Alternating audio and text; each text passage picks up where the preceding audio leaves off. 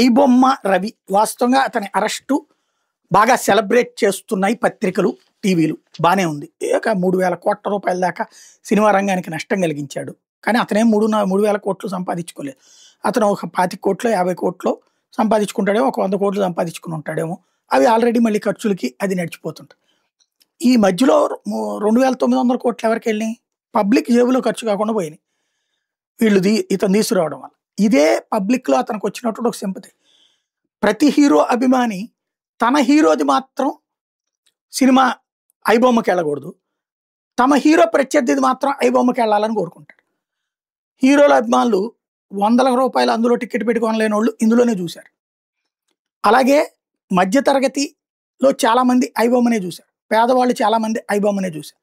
వాళ్ళెవరూ ఇతన్ని శత్రువుగా చూడట్ల, ఇప్పుడు ఈ ఉదంతంలో విలన్గా చూడట్ల, పత్రికలు చూస్తున్నంత సీరియస్గా చూడట్లేదు.